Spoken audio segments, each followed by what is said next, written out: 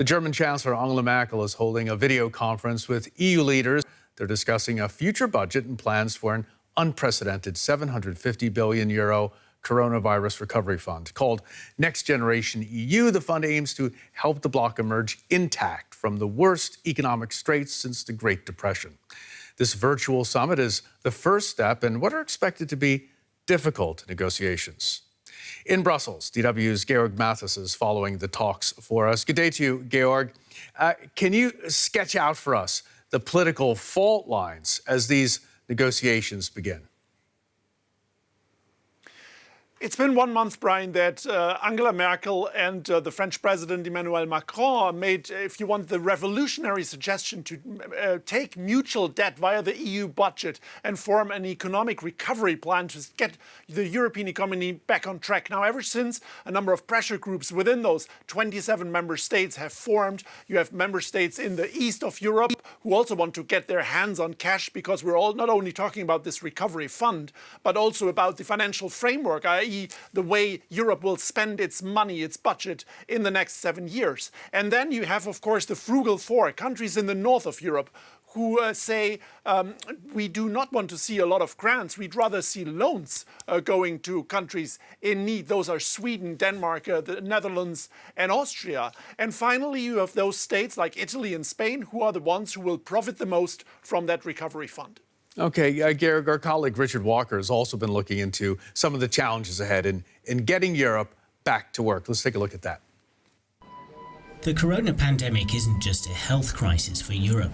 It's had a massive impact on the economy too.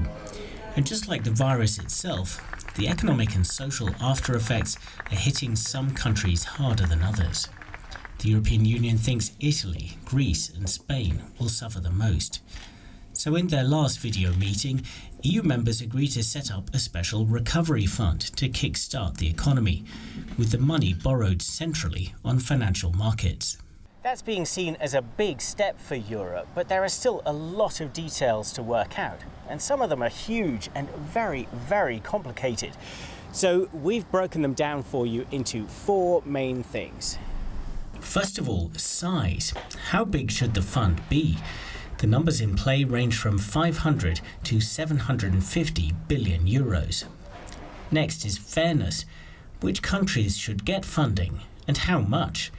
And should it be given out as grants or as loans that have to be paid back? Then focus. What should the money be spent on? The EU would like to see lots of green and digital investment, but there are some questions about how quickly such projects can get off the ground. And finally, how should the fund be paid back to lenders? By when and by whom? With so much to discuss, everyone's warning that it's going to be a while before they can find agreement. But the pressure is on to prove that Europe can stick together when the going gets tough. Georg, this package is being called the most important tool the EU has right now to keep Europe united. Is there enough political will in all of the member states to get it passed?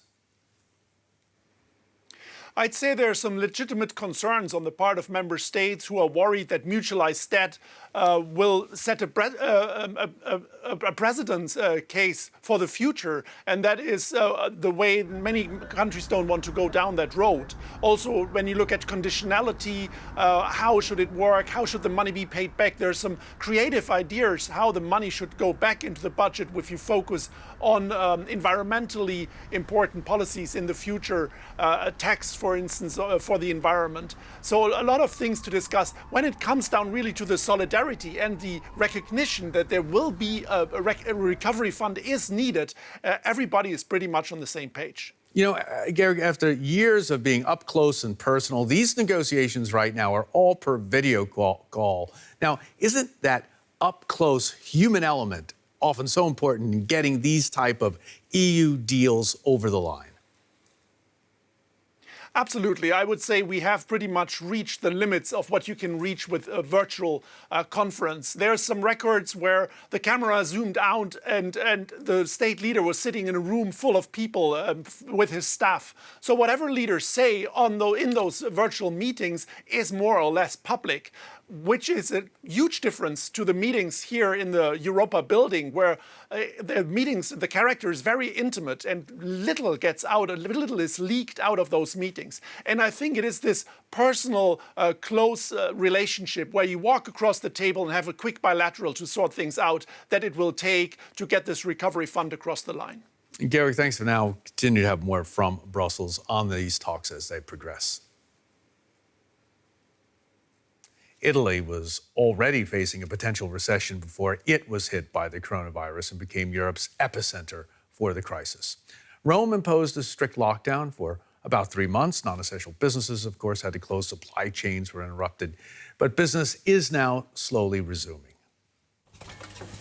No car can run without these parts. Here at MTA in northern Italy, components are made for car makers across the world, including BMW in Germany and Tata in India.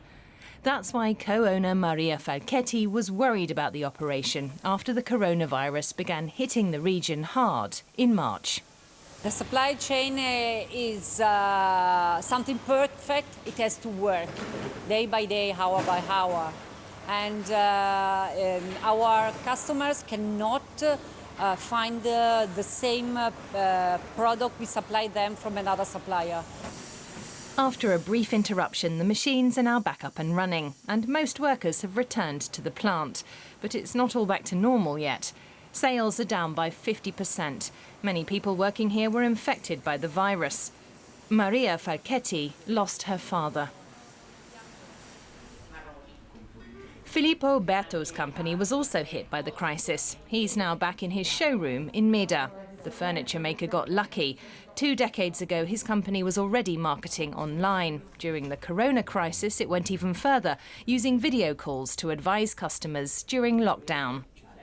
It was a test, a very hard test, and we had the opportunity to show to our people and our customers that we were able to resist and give a reply to this very, very bad situation for everyone in this country. For Berto, going digital has proven to be the solution to get through the crisis.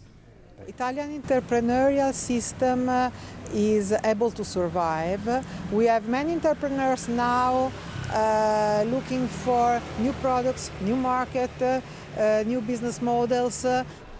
But despite the opportunities, Italy was on the brink of recession even before the coronavirus struck. Now the economy is facing a slump of at least 8%. Maria Falchetti says MTA has put the lessons learned from the corona crisis into practice. They've also prepared for a possible second wave. But for many businesses in Italy, another lockdown could mean the end.